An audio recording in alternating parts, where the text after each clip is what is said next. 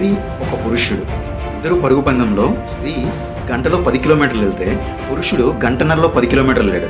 ఇప్పుడు ఇద్దరిలో ఎవరు గెలిచారంటే ఏం చెప్తాం? స్త్రీ గెలిచిందని చెప్తాం. కానీ ఆ స్త్రీ చక్కని మార్గంలో పరిగెత్తింది, ఈ పురుషుడు వంకర టింకరం ఉన్న మార్గంలో పరిగెత్తాడు, గుట్టలు మెట్టలున్న ప్రదేశాల్లో పరిగెత్తాడు, రాళ్ళు ఉన్న ప్రదేశాల్లో పరిగెత్తాడు. అంటే ఇప్పుడు ఎవరు గెలిచారని చెప్తాం? పురుషుడని చెప్తాం. ఆ పురుషుడికి 40 సంవత్సరాలు, స్త్రీకి 60 సంవత్సరాలు. ఇప్పుడు ఈ పరుగు పందెంలో ఎవరు గెలిచారంటే ఏం చెప్తాం? స్త్రీ అని చెప్తాం. కానీ ఆ స్త్రీ 60 కేజీలు, పురుషుడు 140 కేజీలు ఉన్నాడు. ఇప్పుడు ఎవరు గెలిచారంటే ఏం చెప్తాం? పురుషుడు గెలిచాడని చెప్తాం.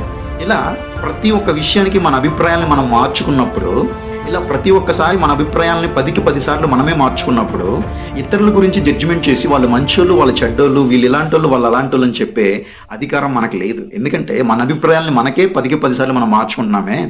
ఇతరుల గురించి జడ్జిమెంట్ చేసి ఇతరుల గురించి అన్యాయంగా తీర్పు చెప్పే ఆలోచన మనకి ఎప్పటికీ లేదు.